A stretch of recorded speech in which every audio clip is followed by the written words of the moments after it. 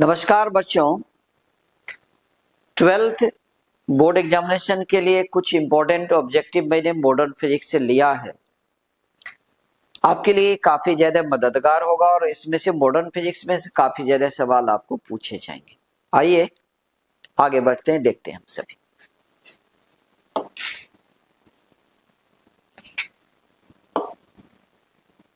पहला जो क्वेश्चन है वो ये है कि कार्य फलन की व्यवहारिक मात्रक होता है।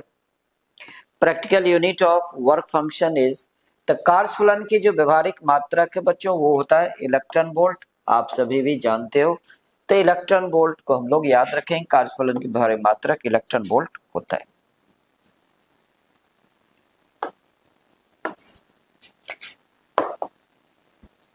अगला क्वेश्चन आप देखें, निम्नलिखित में किस धातु का कार्यफलन सबसे कम होता है? तो बच्चों कार्यफलन सबसे कम जो होता है वो होता है सीजियम के लिए। वो क्या होता है? सीजियम के लिए कार्यफलन का वैल्यू सबसे कम होता है, तो आंसर होगा सीजियम। यानी हम कहेंगे कि सीजियम का कार्यफलन सबसे कम होता है।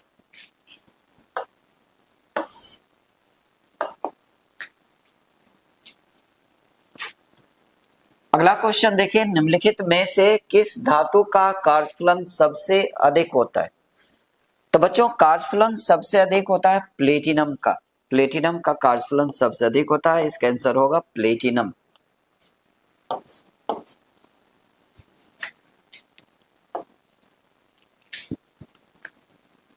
अगला देखें, आपतित प्रकाश का महत्तम तरंगदैर्घ्य जिस पर एक धातु से प्रकाश विद्युत उत्सर्जन होता है। देखिए महत्तम तरंगदैर्घ्य यहाँ पर बच्चों, तो इसको देहली तरंगदैर्घ्य कहा जाता है। क्या कहा जाता है? देहली तरंगदैर्घ्य। इसमें हम सभी देहली तरंगदैर्घ्य को याद रखेंगे, यानी थ्रेशोल्ड वेवलेंथ हम सभी याद रखेंगे।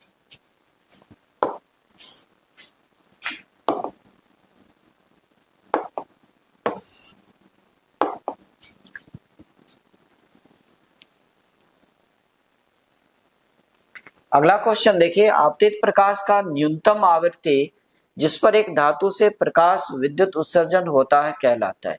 यहाँ पर न्यूनतम आवृत्ति जिस पर की विद्युत फोटो इलेक्ट्रिक इफेक्ट होता है, विद्युत प्रकाश उत्सर्जन होता है, उसे बोलते हैं देहली आवृत्ति।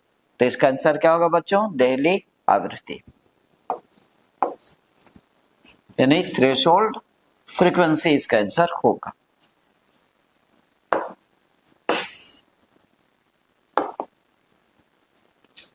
अगला क्वेश्चन है, प्रकाश विद्युत प्रभाव की खोज का श्रेय जाता है। तो बच्चों ये जो प्रकाश विद्युत प्रभाव है इसकी खोज का श्रेय हर्ट को जाता है, तो इसमें आंसर होगा हर्ट।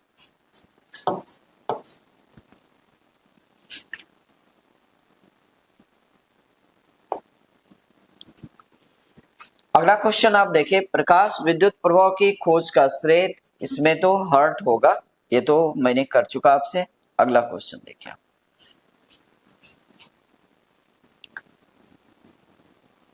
अगला है आवेश का क्वांटीकरण का प्रायोगिक प्रदर्शन किसने किया था? तो बच्चों आवेश का क्वांटीकरण का जो प्रायोगिक प्रदर्शन है वह मिल्कन साहब ने किया था। किसने किया था? मिल्कन साहब ने किया था, इसलिए यहां पर आंसर होगा मिल्कन।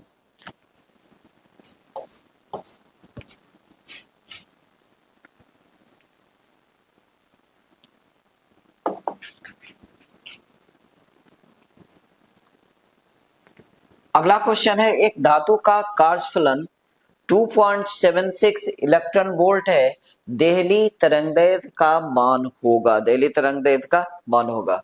तो बच्चों यहां पर आपको ये सीखना पड़ेगा कि देहली तरंगदैर्घ्य हम लोग निकालते कैसे हैं। तो एक्चुअली ये जो हम लोग जानते हैं कि वर्क फंक्शन जो होता है, ये जो एनर्जी आता है, तो यहां पर हम लिखते हैं phi equal h c by lambda लिखते हैं, इसलिए लेमडा जो होगा ये होगा आपका एच सी बाय फाई का। और आप ख्याल रखेंगे जब भी यहाँ इलेक्ट्रॉन वोल्ट रहेगा तो एच जो प्लांक्स कांस्टेंट है इसकी वैल्यू हम लोग रखेंगे 4.136 इंटू 10⁻⁻15 इलेक्ट्रॉन वोल्ट सेकेंड हम लोग रखेंगे। अगर आप यहाँ पर वैल्यू रख लेते हो प्रकाश की चाल, तो आप जानते हो C इक्वल 3 इंटू 10⁸ मीटर पर सेकेंड होता है। कार्यफलन आपको फाइ दिया हुआ तो लेमडा आपको आराम से निकल जाएगा, और अगर इसे आप निकालते हो कैलकुलेट करते हो तो ये 4500 एंगस्ट्रॉम इसका आंसर कैलकुलेट होकर के आता है।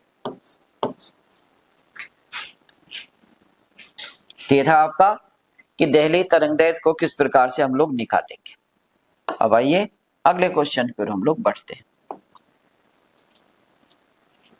अगला क्वेश्चन है कि निरोधी विभव निर्भर करता है, बहुत महत्वपूर्ण क्वेश्चन है, निरोधी विभव निर्भर करता है आपतित प्रकाश की डैश पर। तो ये जो स्टॉपिंग पोटेंशियल बच्चों, स्टॉपिंग पोटेंशियल जो है यह डिपेंड करता है फ्रीक्वेंसी पर, यानी आवृत्ति पर निर्भर करता है। इसका आंसर होगा आवृत्ति। क्या होगा आंसर? आवृत्ति यानी फ्रीक्वेंसी, क्योंकि स्टॉपिंग पोटेंशियल जो वो फ्रीक्वेंसी पर डिपेंड करता है।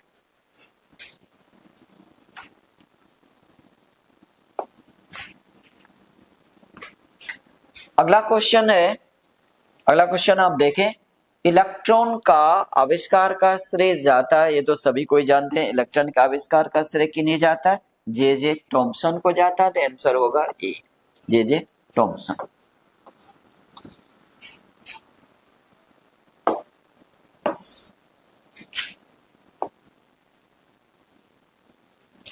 अगला है कि प्रोटॉन का खोज का श्रेय जाता है।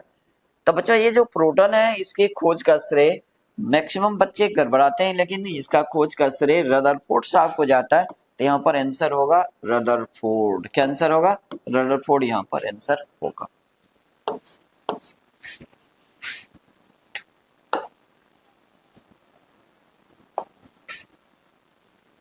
अगला क्वेश्चन है, न्यूट्रॉन की खोज का श्रेय,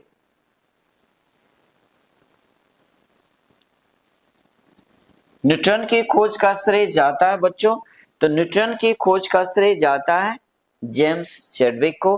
तो यहाँ पर जब हम लोग आंसर बताएंगे तो आंसर होगा जेम्स चैडविक। आंसर होगा जेम्स चैडविक, इसका आंसर होगा, क्योंकि न्यूट्रॉन का खोज का श्रेय उन्हीं को जाता है।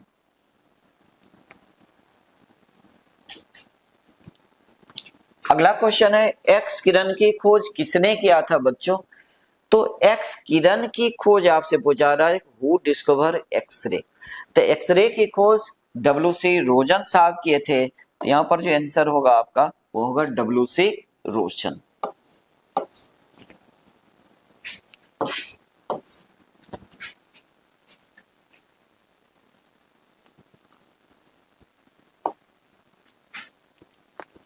अगला है, फोटोन का ऊर्जा होता है।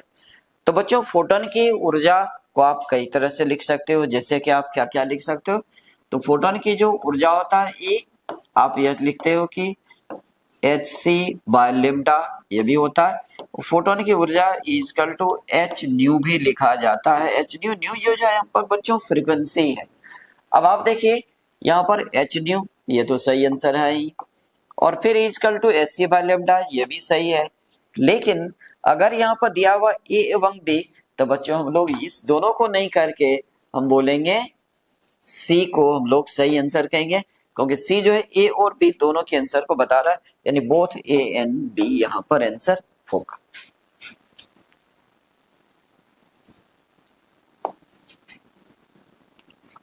अगला क्वेश्चन देखिए कि लेमडा तरंगदैर्घ्य वाले फोटोन की ऊर्जा है। तभी तो आपसे बातचीत हुई है, अभी तो मैंने आपसे बताया ही है कि जो ऊर्जा होता है फोटोन की ऊर्जा। अब लेमडा तरंगदैर्घ्य जो है वो लेमडा दिया हुआ है, इसलिए इसका जो ऊर्जा आप लिखेंगे वो लिखेंगे hc/λ। ये रहा energy equal to hc/λ। Answer हो जाएगा hc/λ, यानी यहाँ पर आंसर बी बिल्कुल सही है, hc/λ होगा।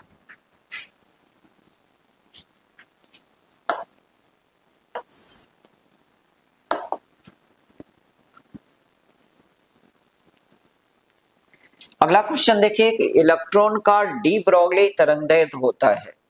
तो इलेक्ट्रॉन की जो डी ब्रोगली तरंगदैर्घ्य बच्चों, डी ब्रोगली तरंगदैर्घ्य इलेक्ट्रॉन से रिलेटेड जो है, इलेक्ट्रॉन को जब पोटेंशियल डिफरेंस V से हम लोग पास कराते हैं तो उसकी जो डी ब्रोगली तरंगदैर्ध्य आता है वो होता है आपका 12.27 एंगस्ट्रॉम बाय रूट वी। यहाँ पर वी पोटेंशियल डिफरेंस है, इसमें आंसर ए बिल्कुल सही है। ये बहुत ही इंपॉर्टेंट ऑब्जेक्टिव है, आप सभी याद रखेंगे। क्या होगा 12.27 एंगस्ट्रॉम डिवाइड रूट वी।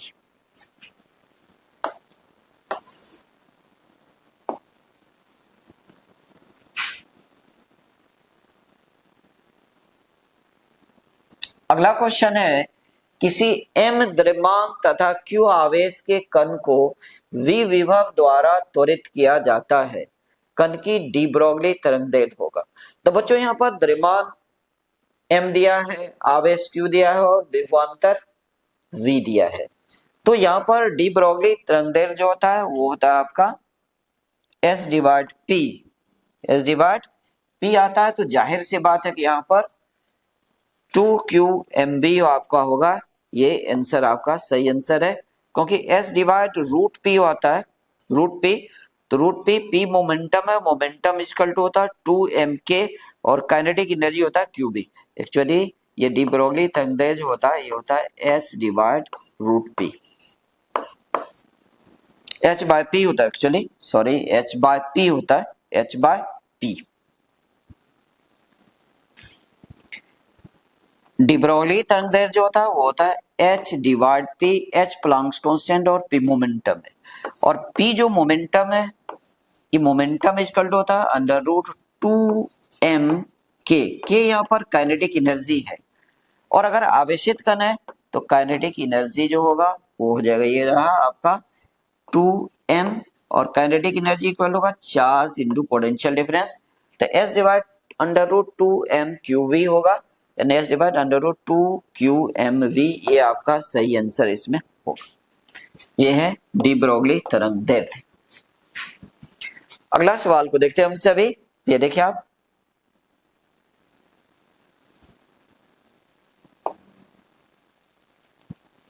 अगला सवाल है कि एक्स किरण का आविष्कार किसने किया था। तो बच्चों ये दोबारा ये क्वेश्चन आ गया है, कोई बात नहीं, एक्स किरण के आविष्कार किसने किया था, डब्ल्यूसी रोजन ने किया था। तो यहाँ पर आंसर आप कहेंगे डब्ल्यूसी रोजन।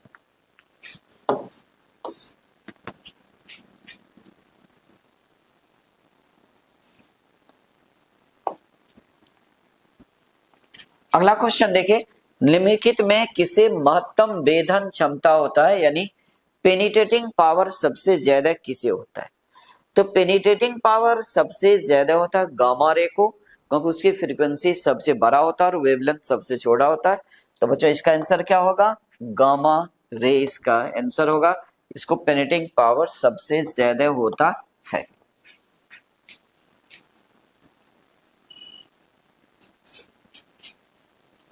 तो पेनिट्रेटिंग पावर सबसे ज्यादा गामा रे को होता है। अब अगला क्वेश्चन आप देखें,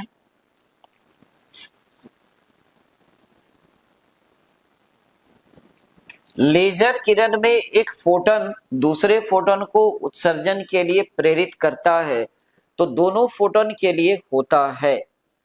तो बच्चों लेजर किरण में जो एक फोटोन दूसरे फोटोन को उत्सर्जित करता है, तो उसमें दोनों ही फोटोन की ऊर्जा समान होता है, समान दिशा में भी चलती है और समान आयाम भी होता है, इसलिए इसमें जो आंसर होगा वो आपका होगा उपर्युक्त सभी, इसमें आंसर होगा, क्योंकि समान ऊर्जा भी होता है, समान दिशा भी होता है और समान आयाम भी होता है, यानी ऑल ऑफ दीज आप आंसर कहेंगे।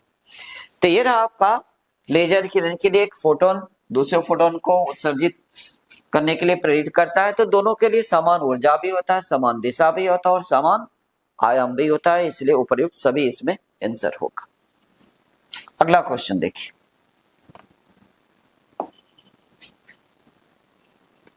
एक अर्धचालक का तापमान गुणांक का मान होता है। तो बच्चों अर्धचालक का जो तापमान गुणांक का मान होता है वह आपका ऋणात्मक होता है। क्या होता है, ऋणात्मक होता है, इसलिए आंसर आप तो समझ गए होंगे कि अर्धचालक का जो तापमान गुणांक है वो क्या होगा, ऋणात्मक, इसमें आंसर होगा, यानी निगेटिव, निगेटिव हम लोग बोलेंगे। अब अगला सवाल आप देखें,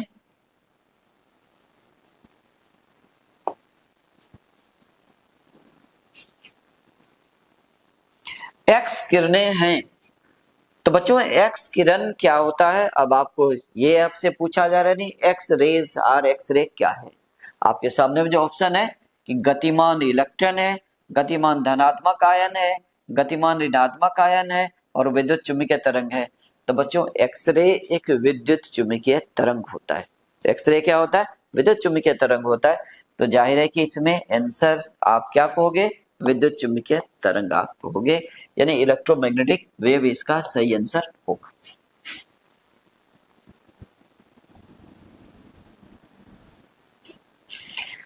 अब आइए अगला क्वेश्चन को हम लोग देखते हैं।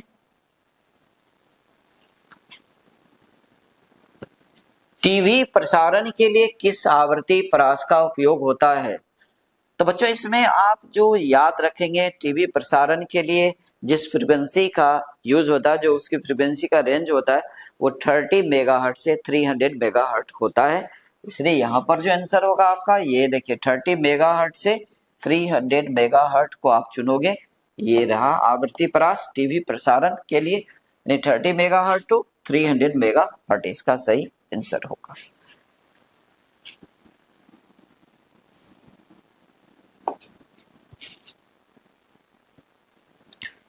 अगला क्वेश्चन जो बच्चों लेजर क्रिया के लिए आवश्यक होता है, तो यहाँ पर ऑप्शन आपको दिया हुआ उच्च ताप, अर्धचालक, उच्च दाब और संख्या परिवर्तन। तो एक्चुअली लेजर के लिए सबसे आवश्यक होता है संख्या परिवर्तन, यानी नंबर इन्वर्जन सबसे ज्यादा जरूरी होता है। तो इसका आंसर जो होगा वो होगा आपका ऑप्शन नंबर डी, इसमें सही आंसर है, यानी संख्या परिवर्तन यानी नंबर इन्वर्जन। तेरह आपका लेजर क्रिया के लिए आवश्यक क्या होता है उसकी जानकारी रहा। अब आगे बढ़ते हैं हम सभी।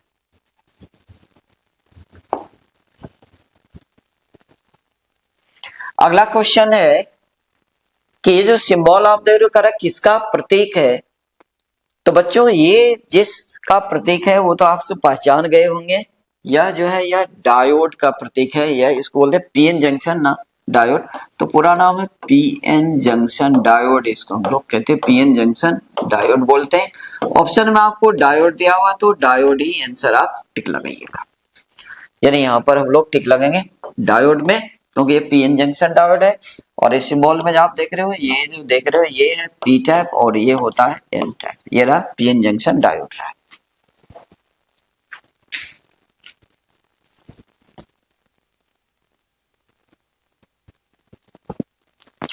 अगला क्वेश्चन है, आप देख रहे हैं फिर एक सिंबल देख रहे हैं, कह रहा है कि यह सिंबल किसका प्रतीक है।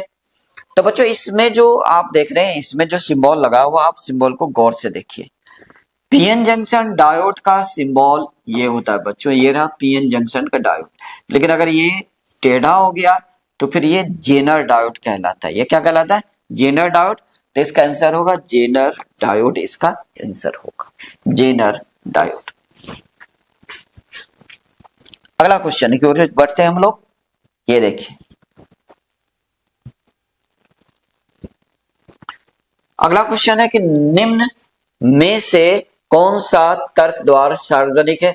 बच्चों यहाँ पर डबल लग गया, यहाँ पर में होगा, ख्याल रखिएगा यहाँ पर होगा में, निम्न में से कौन सा तर्क द्वार सार्वजनिक तर्क द्वार है, यानी यूनिवर्सल गेट जो होता है, यूनिवर्सल लॉजिक गेट कौन है। तो यूनिवर्सल लॉजिक गेट होता है बच्चों नंड गेट। नंड गेट जो होता है वह यूनिवर्सल लॉजिक गेट होता है। क्यों होता है, क्योंकि नंड गेट के द्वारा आप जो 3 बेसिक्स गेट हैं, 3 जो बेसिक गेट, 3 मूल गेट हैं, उसको हम लोग प्राप्त कर सकते हैं, इसलिए इसे बोला जाता है यूनिवर्सल गेट कहा जाता है नंड गेट को। तो यहां पर आंसर हो गया आपका नंड गेट।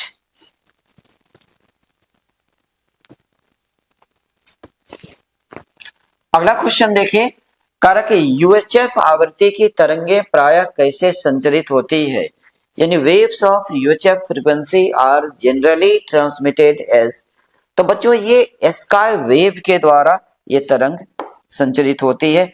यहां पर आंसर होगा स्काई वेव यानी आकाश तरंगे होगा। यूएचएफ मतलब हुआ अल्ट्रा हाई फ्रीक्वेंसी, यूएचएफ मतलब क्या हुआ अल्ट्रा हाई फ्रीक्वेंसी, यानी सबसे बड़ी फ्रीक्वेंसी का जो तरंग होता है उसका संचरण स्काई वेव के द्वारा उसकी संचरण होता है। आगे बढ़े हम सभी।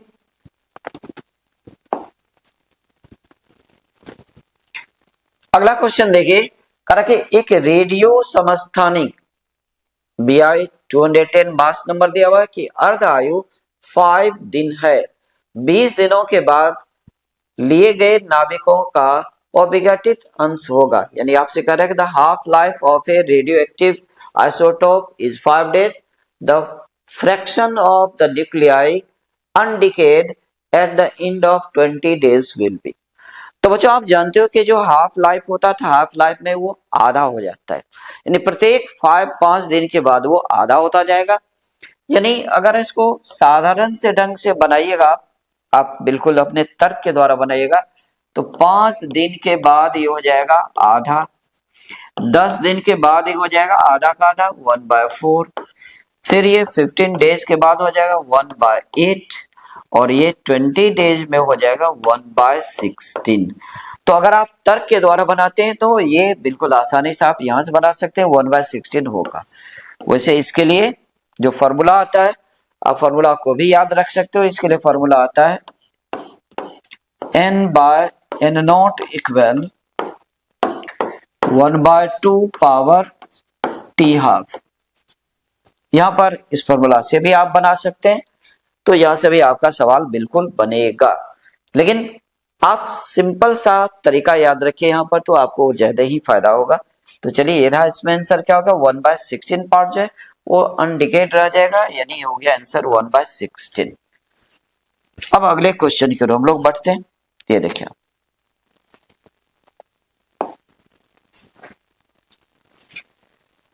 फोटो इलेक्ट्रिक प्रभाव में प्रकाश विद्युत धारा स्वतंत्र है। In photoelectric effect the photoelectric current is independent of.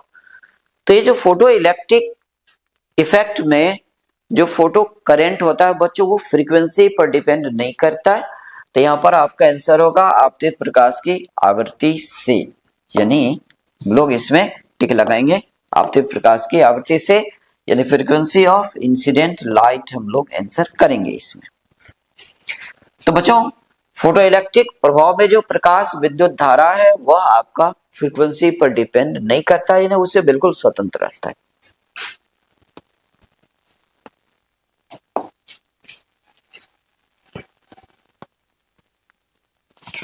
किसी परमाणु का नाभिक बना होता है, ये तो सभी जानते हैं बच्चों कि नाभिक में प्रोटॉन और न्यूट्रॉन युक्त है। तो जाहिर है कि इसका आंसर तो आपके सामने बिल्कुल क्लियर है कि प्रोटॉन एंड न्यूट्रॉन आंसर होगा, क्योंकि नाभिक में प्रोटॉन और न्यूट्रॉन ही होते हैं।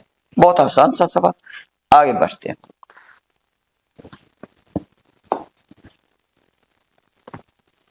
अगला सवाल है कि एक ही तरंगदैर्घ्य के इलेक्ट्रॉन तथा प्रोटॉन की कौन सी भौतिक राशि समान होगी। For same wavelength of electron and photon which physical quantity will same. तो यहां पर एक ही तरंगदैर्घ्य है, इलेक्ट्रॉन है और फोटोन की कौन सी है। तो अगर तरंगदैर्घ्य बिल्कुल बराबर होता है बच्चों, तो आप तो जानते हैं कि एनर्जी बिल्कुल बराबर होगा। एनर्जी क्या होगा, बराबर होगा। तो यहां पर हम लोग बोलेंगे ऊर्जा, यानी एनर्जी हम लोग लिखेंगे।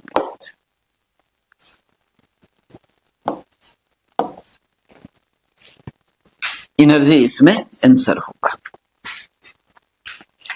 आगे बढ़ते हम सभी अगले क्वेश्चन की ओर चलते हैं। ये देखिए आप,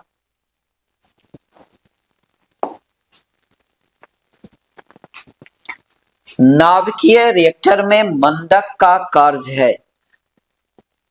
the function of moderator in nuclear reactor is. तो बच्चों नाभिकीय रिएक्टर में जो मंदक होता है, जो मॉडरेटर होता है, वह न्यूट्रॉन को धीमा करता है, न्यूट्रॉन को धीमा करता है। तो आप इसमें देखें कि कौन सा इसमें सही होगा, तो न्यूट्रॉनों की गति मंद करना, यानी ये जो होगा इसमें बिल्कुल सही आंसर होगा। तो यहाँ हम लोग ए में टिक लगाएंगे, न्यूट्रॉनों की गति मंद करना, ये मंदक का कार्य होता है, यानी slow the speed of neutrons. अगला क्वेश्चन हम लोग देखें।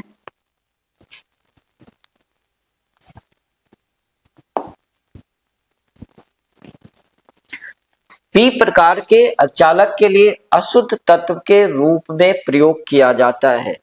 तो बच्चों पी प्रकार की जो अर्धचालक बनता है वह ट्राइवेलेंट इम्प्योरिटी के मिलाने पर बनता है। तो इसमें से आपको ये चुनना कि ट्राइवेलेंट इम्प्योरिटी कौन सा है। और अगर आप देखें तो सबसे ऊपर जो आप देख रहे हैं बोरन, ये ट्राइवेलेंट है, बाकी ये पेंटावेलेंट, ये पेंटावेलेंट है, ये भी पेंटावेलेंट है, और फास्फोरस भी पेंटावेलेंट है।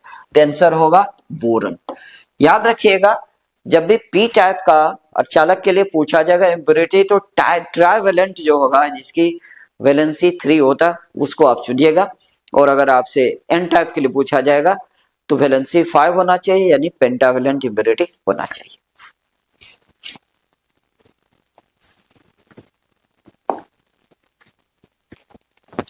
अगला क्वेश्चन है कि डायोड का उपयोग किया जाता है। डायोड इज यूज्ड एज, तो बच्चों डायोड का प्रयोग रेक्टिफायर के रूप में किया जाता है, यानी डिस्ट्रीकारी की तरह किया जाता है। डायोड प्रवर्धक नहीं होता है, डायोड दोलक नहीं होता है, डायोड मॉड्यूलेटर नहीं होता है, बल्कि डायोड जो होता है वो डिस्ट्रीकारक होता है, यानी रेक्टिफायर होता है। तो आंसर इसमें डी सही है, रेक्टिफायर। आगे बढ़ते हम सभी। अगला क्वेश्चन हम लोग देखें बच्चों, वह के ट्रांजिस्टर के प्रवर्धन गुणांक की इकाई होती है, यानी unit of amplification of factor of transistor is. तो बच्चों प्रवर्धन की का कोई इकाई नहीं होता है। अब आप समझ जाइए कि यहाँ कोई इकाई नहीं, इसका आंसर होगा नो यूनिट, इसका कोई यूनिट नहीं होता है। तो बच्चों ये आपसे अगर पूछा जाए कि ट्रांजिस्टर के प्रवर्धन गुणांक की इकाई होती, तो आप कहेंगे कि कोई यूनिट नहीं होता, यानी नो यूनिट।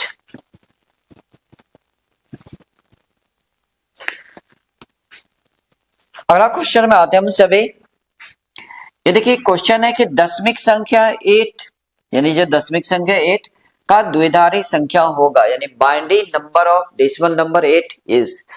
इसको सॉल्व करने का ये तरीका है, जब भी आपको निकालना होगा तो हम सभी आसानी से निकालेंगे। 8 लिखेंगे हम लोग, 2 से डिवाइड करेंगे, आप देख रहे हो 4 टाइम्स लग रहा है, रिमाइंडर 0 आ रहा है।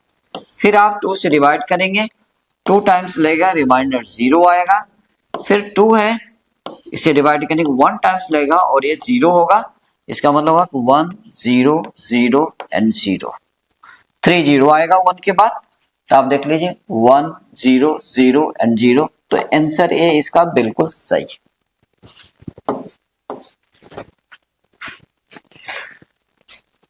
तो समझ में आया? मैं एक बार फिर से दोहराता हूं, जब भी आपको दशमिक संख्या है तो 2 से आप डिवाइड करना शुरू करेंगे, 4 टाइम्स लग रहा है, रिमाइंडर 0।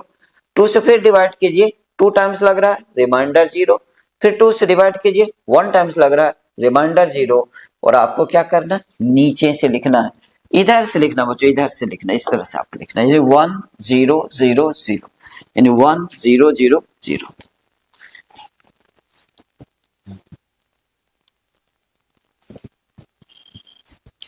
अगला सवाल की ओर हम लोग बढ़ते हैं। ये रहा, नंड गेट का संकेत होता है बच्चों। तो नंड गेट जो होता है वो एंड गेट और नॉट गेट का कॉम्बिनेशन होता है, यानी एंड गेट में जहां आप नॉट लगा देंगे तो वही नंड गेट कहलाता है। तो आप समझ गए होंगे कि एंड गेट में नॉट लगा हुआ सी में है। यहां देखिए ये रहा, इसको बोलते हैं एंड गेट, और अगर आपने यहाँ शून्य लगा दिया तो ये हो गया नॉट, यानी एंड प्लस नॉट, तो ये हो गया नंड गेट, यानी आंसर सी इसमें आप टिक लगाएंगे। ये रहा नंड गेट का संकेत। आइए आगे बढ़ते हैं हम सभी।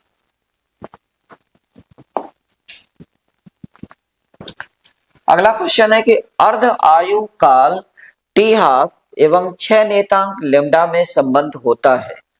तो अर्ध आयु काल और टी हाफ के बीच में जो रिलेशन है, ये क्या रिलेशन है? तो आपको तो याद ही होना चाहिए कि ये जो अर्ध आयु होता है, यानी टी हाफ जो होता है बच्चों, टी हाफ ये 0.693 होगा, 693 0.6931 भी होता है, बाय लेमडा आता है। तो जाहिर है कि ये आप देखें कि टी हाफ इजकल टू क्या होगा, 0.693 बाय लेमडा। ये आंसर आपका सही है। ये रिलेशन बिल्कुल सही है। ये रिलेशन टी हाफ और 6 नेतांक यानी अर्ध आयु और 6 नेतांक के बीच का रिलेशन होता है। आइए आगे बढ़ते हैं हम सभी। अगला क्वेश्चन देखिए, कह रहा है कि नाभिक में न्यूट्रॉनों की संख्या होती है। तो ये तो बहुत इजी है, आप सभी जानते हो कि नाभिक में जो न्यूट्रॉनों की संख्या होती है, तो सबसे पहले जो नाभिक का जो मास नंबर होता है वो होता है आपका एटॉमिक नंबर प्लस न्यूट्रॉन की संख्या n। अब आप समझ गए कि n इक्वल टू क्या होगा, a माइनस जेड, यानी a माइनस जेड हो जाएगा न्यूट्रॉन की संख्या, a माइनस जेड आप टिक लगाएंगे। अगला क्वेश्चन देखते हैं हम सभी।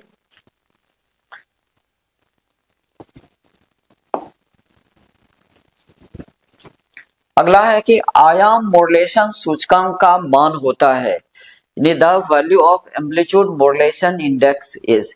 तो बच्चों आयाम मॉड्यूलेशन सूचकांक का जो मान होता है वह 0 से 1 तक होता है। कहां से कहां तक होता है, 0 से 1। तो आंसर होगा सी। बच्चों आप याद रखिएगा कि एम्पलीट्यूड मॉड्यूलेशन इंडेक्स जो होता है वो 0 to 1 आता है। कहां से कहां तक आता है, 0 to 1 एम्पलीट्यूड मॉड्यूलेशन इंडेक्स आता है। अगला सवाल हम लोग देखते हैं।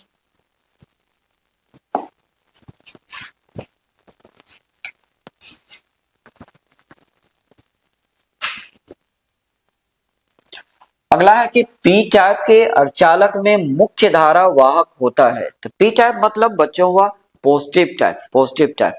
तो पी टाइप में जो होता है मुख्य धारा वाहक होल्स होते हैं। कौन होते हैं, होल्स होते हैं। और एन टाइप में इलेक्ट्रॉन्स होते हैं।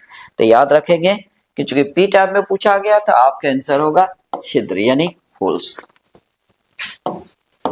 ये रहा पी टाइप में जो बहुलक संख्या में होता है यदि ज्यादा संख्या में होता है वो होल्स होता है।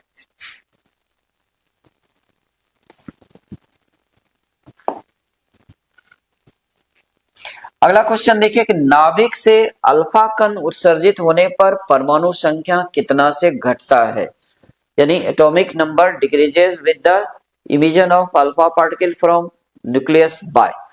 तो बच्चों अल्फा कण से निकलने से क्या होगा, तो पहले आप जानिए अल्फा का क्या होता है, परमाणु संख्या 2 और द्रव्यमान संख्या होता है 4। तो जाहिर है कि आपसे पूछा कि परमाणु संख्या कितना घटेगा, तो परमाणु संख्या 2 से घट जाएगा। तो आंसर होगा 2। तो बच्चों समझ गए कि किसी भी नाभिक से जब एक अल्फा कण निकलता है तो उसकी परमाणु संख्या 2 से घट जाता है। आगे बढ़ते हैं।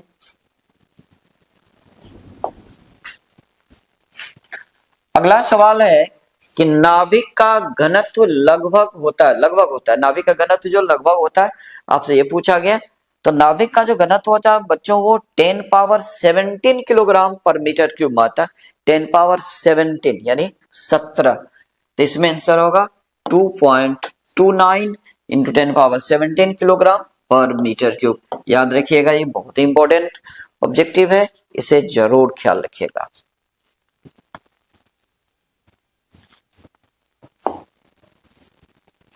अगला है हाइड्रोजन स्पेक्ट्रम में कौन सी श्रेणी दृश्य भाग में होती है।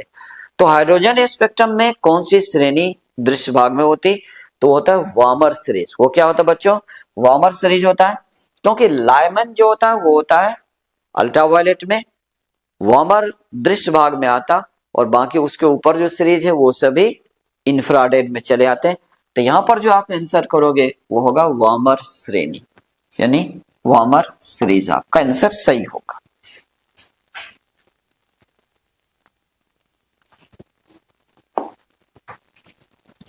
अगला क्वेश्चन है दाता अपद्रव्य परमाणु की संयोजकता होती है। दाता मतलब डोनर इंप्योरिटी, डोनर यानी जो इलेक्ट्रॉन को डोनेट करता है सेमीकंडक्टर को, उसे डोनर बोलते हैं।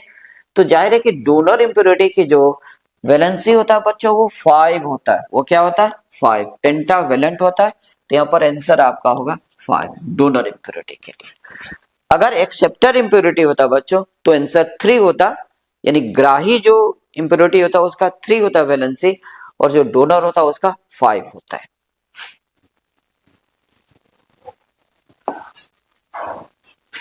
अगला देखिए, एक पी प्रकार अर्धचालक होता है। तो पी प्रकार मतलब होता है पॉजिटिव प्रकार, पी फॉर पॉजिटिव होता है। तो जाहिर है कि आप समझ गए कि वो धनात्मक होगा। क्या होगा? धनात्मक होगा। तो आंसर इसमें हम लोग क्या लगाएंगे बच्चों? इसमें आंसर होगा धनावेशित, यानी धनावेशित होता है पी टाइप का, पॉजिटिव चार्ज ज्यादा होता है, पॉजिटिवली चार्ज होता है पी टाइप। लेकिन ये जो मैंने टिक लगा दिया, उससे भी बड़ी ऑप्शन यहाँ पर मौजूद है। तो प्राय बच्चे यही करेंगे कि जैसे ही देखेगा पी प्रकार का चालक तो वो पी का धनावेशित होता है, पॉजिटिव होता है। लेकिन मैं कहता हूं नहीं बच्चों, नहीं। अब जरा ऑप्शन पर आप ध्यान दीजिए, यहाँ पर क्या गड़बड़ी है। तो आप देखिए यहाँ पर धनावेशित है, ऋणावेशित है, अनावेशित है, और चौथा ऑप्शन पर आप ध्यान दीजिए, परम शून्य ताप पर अनावेशित लेकिन उच्च तापमानों पर आवेशित। ये सही होगा। इसमें परम शून्य ताप पर क्या होता है? अनावेशित होता है, लेकिन उच्च तापमान पर आवेशित हो जाता है। ये इसका सही आंसर होगा, चाहे पी टाइप हो या एन टाइप हो। ये जो सेमीकंडक्टर होता है, सेमीकंडक्टर जो होता है बच्चों, वह आपका 0 केल्विन पर कोई भी सेमीकंडक्टर जो होता है वह अनावेशित होता है। तो प्राय बच्चे यहाँ पर धनावेशित में टिक लगाएंगे, लेकिन आपको ख्याल रखना है कि सवाल में आपका जो जवाब होगा परम शून्य ताप पर अनावेशित लेकिन उच्च तापमान पर आवेशित आप कहेंगे। ये सही आंसर होगा इसका।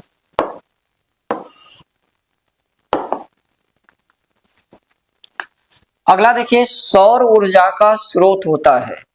तो बच्चों सौर ऊर्जा यानी सोलर एनर्जी जो हमें मिलता है वह नाभिकीय संलयन के कारण से मिलता है। यानी नाभिकीय संलयन, यानी आप समझ गए कि ऑप्शन डी इसमें सही होगा। इसमें आंसर आप क्या करेंगे? डी में आप टिक लगाएंगे, नाभिकीय संलयन। थोड़ा यहाँ पर लिखने में गलती हुई, नाभिकीय संलयन, नाभिकीय संलयन हम लोग उत्तर कहेंगे, यानी न्यूक्लियर फ्यूजन इसका सही आंसर होगा। आगे बढ़े हम सभी। ये देखिए, आप अगला क्वेश्चन की ओर बढ़ते हैं। अगला है कि क्षीणता को मापने के लिए निम्नलिखित में कौन मात्रक सही है, यानी which of the following unit is correct to measure attenuation. तो बच्चों क्षीणता जो होता है वो इंटेंसिटी, क्षीणता मतलब हुआ कि तीव्रता घट जाना, तीव्रता घट जाना। तो जो इंटेंसिटी होता है, तीव्रता होता है, उसे डेसिबल में मापा जाता है। किसमें मापा जाता है? डेसिबल में मापा जाता है, यानी आंसर होगा डेसिबल।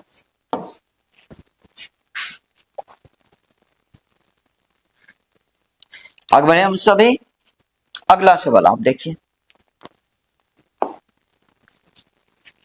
अगला है कि हाइड्रोजन परमाणु में इलेक्ट्रॉन की कक्षीय कोणीय संवेग होता है, यानी इसकी जो सबसे कम वैल्यू है, correct the minimum orbital angular momentum of electron in hydrogen atom. तो बच्चों हम लोग जानते हैं कि हाइड्रोजन एटम में जो एंगुलर मोमेंटम होता है, एंगुलर मोमेंटम होता है वह होता है n into h by two pi, n into h by two pi. तो सबसे कम जो होगा उसके लिए n इजकल टू हम लोग लिखेंगे 1, यानी angular momentum value equal to होगा h बाय टू पाई। आपका सही आंसर होगा, यानी आंसर सी इसमें बिल्कुल सही है, h बाय टू पाई इसमें करेक्ट आंसर होगा। आगे बढ़े। ये देखिए आप अगला क्वेश्चन अब देखिए।